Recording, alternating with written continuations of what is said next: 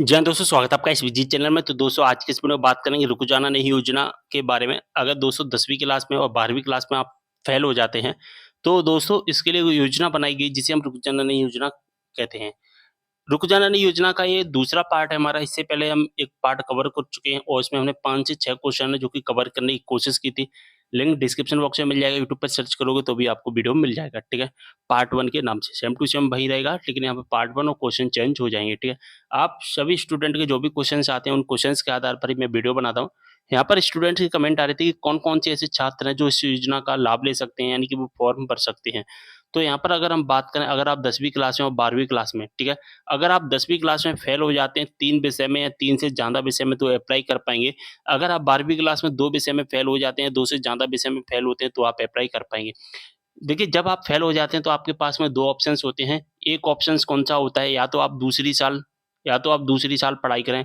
अगर आप इस साल को बचाना चाहते हैं, अपनी दूसरी साल नहीं पढ़ना चाहते हैं, इसी सेशन में अपना 10th या 12th कंप्लीट करना चाहते हैं, तो फिर गवर्नमेंट एक योजना बनाई जिसे हम रुको जाना नहीं योजना कहते हैं, और इस योजना के अंतर्गत होता क्या है कि आपको एक बार फिर से पेपर देने का मौका मिलता है। पेपर देते हैं केवल उन्हीं विषय का जिस विषय में आप फेल होते हैं, ठीक है? जिस विषय में आप फेल होते हैं केवल और केवल उसी विषय का हमें पेपर देना होता है, और आप सभी स्टूडेंट जो कि पेपर देते हैं और पेपर में पास हो जाते हैं, तो फिर हमारी जो साल है वो खराब होने से बच जाती है। समझ में आ गए? तो यहाँ पर मैंने बता दिया कौन-कौन से छात्र जो फॉर्म भर सकते हैं। रुक जो फेल हो जाते हैं केवल वही छात्र फॉर्म भर सकते हैं, जिनकी सप्लीमेंट्री आई है वो छात्र इस फॉर्म को नहीं भर सकते। इस बात का आपको विशेष ध्यान रखना है, ठीक है? इसका प्रवेश पत्र कब आता है, एडमिट कार्ड कब आता है, तो मैं आपको बता दूँ कि 25 अप्रैल से लेकर के 5 मई तक इसके फॉर्म भरे जा रहे हैं, ठीक है? 20 मई को हमारे पेपर होंगे, ठीक है? 2024 सेशन के। और अगर इसके एडमिट कार्ड की बात करें तो 10 मई के बाद में कभी भी एडमिट कार्ड अनाउंस कर दिए जाएँगे, ठीक है? समझ में आ गई? 10 मई के बाद एडमिट कार्ड आ जाएँगे। यहाँ पर जो कि क्वेश्चन्स है, एक पेपर कहाँ होंगे?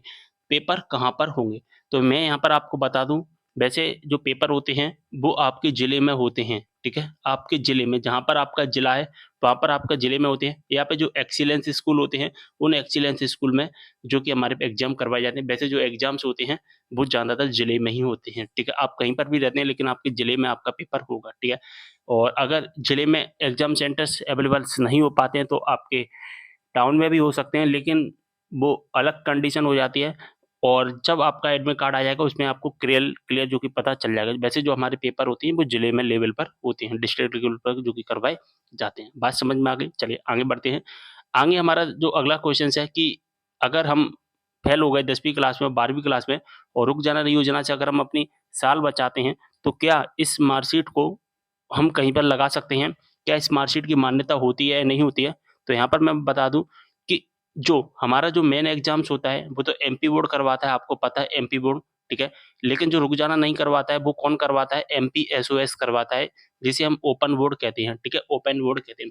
जिस तरह से एमपी बोर्ड की मान्यता होती है, ठीक उसी प्रकार से हमारे एमपी एसओएस बोर्ड की भी मान्यता होती है।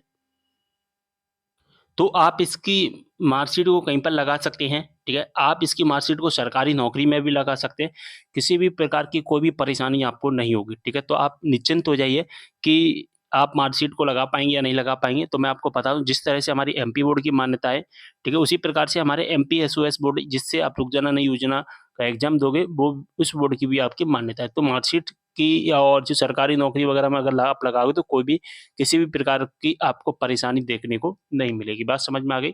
तो अगर आप 10वीं क्लास या 12वीं क्लास में फेल हो जाते हैं तो आपके पास पास होने का, आपके पास सर अपनी जो साल बचाने का एक बहुत ही बेहतरीन मौका होता है। तो आप जो कि इस योजना का लाभ ले सकते हैं। फॉर्म वगैरह कैसे भरना है, ठीक है? कैसे क्या भरेंगे, इसके बारे में ऑलरेडी ब वीडियो बना रखा हूँ, ठीक है? यूट्यूब पर सर्च करोगे तो आपको हमारा वीडियो मिल जाएगा। चलिए, अगर आपके अब भी कोई भी डाउट होते हैं तो आप मुझे कमेंट कर सकते हैं। अगले पार्ट में मैं पिक करने की कोशिश करूँगा आपके कमेंट्स को।